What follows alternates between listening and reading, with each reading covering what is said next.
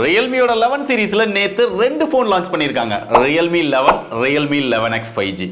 அந்த Realme 11X 5G நம்ம கையில இருக்குது. இது எப்படி இருக்கு? அன்பாக்ஸ் பண்ணி பார்த்துருவோமா? பாக்ஸ் எப்பயும் போல எல்லோ கலர்ல கொடுத்துருக்காங்க. பட் மொபைலோட இமேஜ்லாம் போடல. 11X அப்படிங்கிறத ஹைலைட் பண்ணியிருக்காங்க. மேல 5Gன்னு போட்டிருக்காங்க. எங்கடா அந்த நம்பர் 1 குவாலிட்டி ஸ்மார்ட் போன் பிராண்டை காணோம் அப்படின்னு பார்த்தா கீழே மோஸ்ட் ட்ரஸ்டட் டெக்னாலஜி பிராண்ட் அப்படின்னு சொல்லி மாற்றி போட்டிருக்காங்க. ஏன்னா அவங்களோட சேல்ஸ் வந்து ரொம்பவே டவுன் ஆயிடுச்சு. பின்னாடி வந்து அதோட முக்கியமான ஸ்பெக்ஸ் போட்டிருக்காங்க. கீழே பார்த்தா ஷேர் வேல்யூ போட்டிருக்காங்க. ஸோ ஷேர் வேல்யூ பார்த்துக்கோங்க. இந்தியன் ரெகுலேஷன்ஸ்க்கு உட்பட்டு தான் இருக்குது. இப்போ பாக்ஸ் ஓப்பன் பண்ணுவோம்.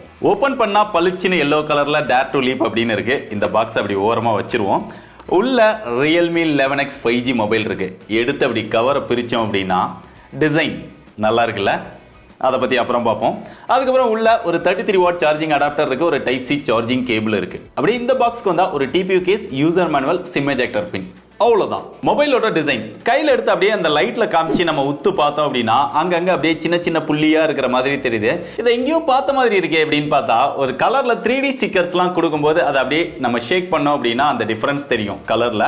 அதுல இந்த மாதிரியான ஒரு டிசைன் இருக்கும். அந்த மாதிரி டிசைன் தான் இங்க கொடுத்துருக்காங்க. ஏற்கனவே மொபைல்லையும் ஒரு சில மாடல்ல நம்ம பார்த்திருப்போம். ஸோ டிசைன் வந்து பார்க்கறதுக்கு நல்லா இருக்கு, சிம்பிளா இருக்கு. இங்க ரியர்ல வந்து கிளாஸ் பேக் மாதிரி ஒரு டிசைன் கொடுத்துருக்காங்க. பட் ரியர்ல இருக்கிறது என்னமோ பிளாஸ்டிக் பேக் தான்.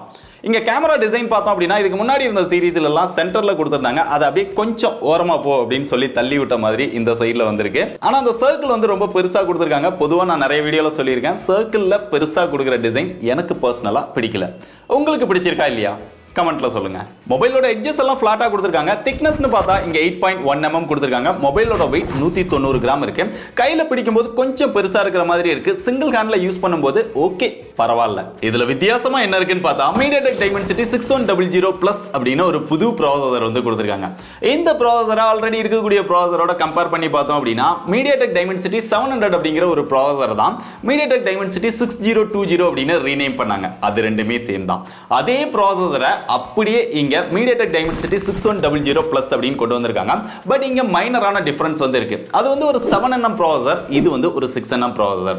இந்த nmனா என்ன, கோர்னா என்ன, ப்ராசஸர்னா என்ன, அதை பத்திலாம் நீங்க டீடைலா தெரிஞ்சுக்கணும் அப்படின்னு நினைச்சீங்கன்னா நம்ம ஏற்கனவே டீடைலா அதை பத்தி வீடியோ போட்டிருக்கோம். அந்த வீடியோ நீங்க இன்னும் பார்க்கல அப்படின்னா இங்க கார்ட்ல கொடுத்திருக்கேன், தேவைப்படுறவங்க செக் பண்ணி பாருங்க. இந்த ப்ராசஸரோட ஆண்ட்ராய்டு ஸ்கோர் வெர்ஷன் 10ல 4,21,000 வருது. கேமிங் பெர்ஃபார்மன்ஸ் அப்படின்னு பார்த்தா ஹையர் எண்ட் கேம்ஸ்ல லோ கிராபிக்ஸ்ல ஒரு லவ் நல்லாவே ப்ளே பண்ணிக்க முடியுது.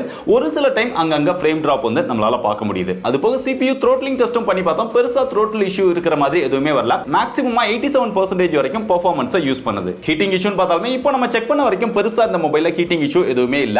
லைட்டா வார்ம் மட்டும் இருக்கு. அதுவும் இந்த இடத்துல மட்டும் தான் இருக்கு. ரொம்ப நேரம் யூஸ் பண்ணீங்க அப்படின்னா அந்த வார்ம் வந்து நல்லாவே ஃபீல் பண்ண முடியுது. மத்தபடி இதுல LPDDR4X டைப் RAM யூஸ் பண்ணிருக்காங்க. UFS 2.2 சப்போர்ட் வந்து கொடுத்திருக்காங்க. அப்படியே இங்க ஃப்ரண்ட் சைடுல நம்ம டிஸ்ப்ளேக்கு வந்தோம் அப்படின்னா இந்த டைம் கொஞ்சம் பெரிய டிஸ்ப்ளேவாவே கொடுத்திருக்காங்க. 6.72 இன்ச்ல IPS LCD டிஸ்ப்ளே கொடுத்திருக்காங்க. 120 Hz refresh rateோட. refresh rateோட ஆப்ஷன்ஸ் அப்படின்னு பார்த்தா 60, 120 அந்த மாதிரி தான் இருக்கு. 90க்கான ஆப்ஷன் வந்து கிடையாது. அது போக ஆட்டோ அப்படின்னு ஒரு ஆப்ஷன் கொடுத்திருக்காங்க. அது தேவைக்கு தகுந்த மாதிரி அந்த refresh rate வந்து சூஸ் பண்ணிக்கிறோம். இங்க பீக் பிரைட்னஸ் அப்படின்னு பார்த்தா 550 nits இருக்கு. இன்டோர்ல யூஸ் பண்ணும்போது அந்த வியூவிங் எக்ஸ்பீரியன்ஸ், பிரைட்னஸ் இதெல்லாம் ஓகேவா இருக்கு. LCDல என்ன குவாலிட்டி கிடைக்குமோ அதுதான் கிடைக்குது. மத்தபடி அந்த டச் ரெஸ்பான்ஸ் இதெல்லாம் நல்லாவே இருக்குது. பட் டிஸ்ப்ளேவோட அந்த பெசல்ஸ் அப்படின்னு பார்த்தா கொஞ்சம் பெருசாவே இருக்கு அப்படின்னு சொல்லலாம். அதுவும் அந்த சின்னலாம் ரொம்பவே பெருசா இருக்கு. சோ ஓவராலா டிஸ்ப்ளேயோட எக்ஸ்பீரியன்ஸ் ஓகே. பட் LCDக்கு பதிலா AMOLED கொடுத்திருந்தாங்க அப்படின்னா இன்னும் நல்லா இருந்திருக்கும். அப்படிங்க கேமராக்கு வந்து அப்படின்னா ரியர்ல ரெண்டு கேமரா வந்து கொடுத்திருக்காங்க. பிரைமரி சென்சாரா 64 மெகாபிக்சல் கொடுத்திருக்காங்க. அது நல்ல விஷயம் தான். பட் ரெண்டு கேமரா அப்படின்னு சொன்னாலுமே இங்க செகண்டரி சென்சாரா ஒரு 2 மெகாபிக்சல் தான். அதால பெரிய யூஸ் கிடையாது.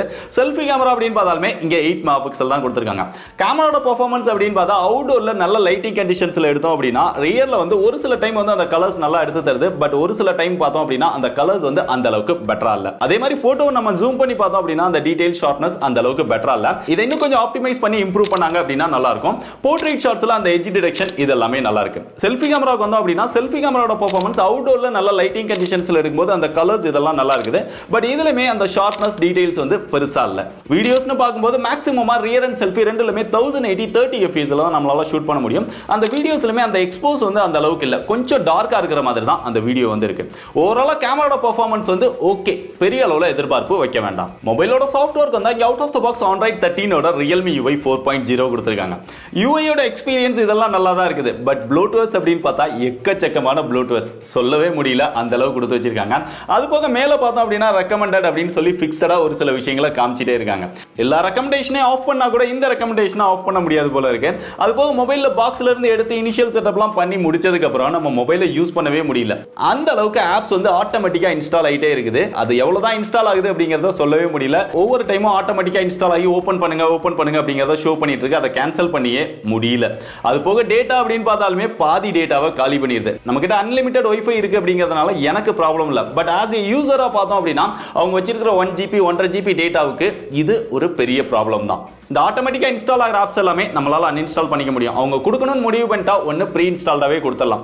நம்மளோட டேட்டாவை கொடுத்து அதை இன்ஸ்டால் பண்ண வச்சு அதை அன்இன்ஸ்டால் பண்ண வச்சு டேட்டாவையும் வேஸ்ட் பண்ணி பெரிய பிரச்சனை பண்றாங்க இந்த ரியல்மி.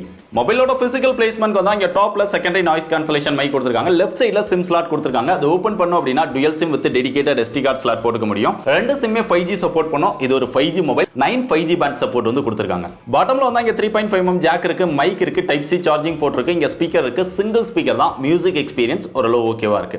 ரைட் சைடுல வந்து இங்க வால்யூம் அப் டவுன் பட்டன் வருது, கீழேயே பவர் பட்டன் வருது. அந்த பவர் பட்டன்ல ஃபிங்கர் பிரிண்ட் சென்சாரும் கொடுத்துட்டாங்க. அது ஃபாஸ்டா அக்யூரேட்டா இருக்கு. ஃபேஸ் அன்லாக்கும் நல்லா இருக்கு.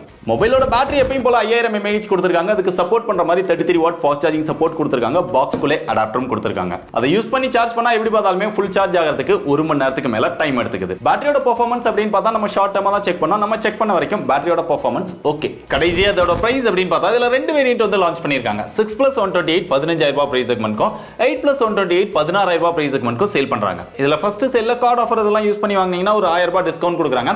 சோ அதை யூஸ் பண்ணி வாங்குனீங்கன்னா 14-15000 ரூபாய்க்கு வாங்கிக்க முடியும். சோ நான் சொன்ன விஷயங்கள்லாம் வச்சு இந்த பிரைஸ் செக்மென்ட்க்கு இந்த மொபைல் ஒர்த் நினைச்சீங்கன்னா தாராளமா செக் பண்ணி பாருங்க. பெஸ்ட் பை லிங்க் டிஸ்கிரிப்ஷன்ல கொடுத்திருக்கேன்.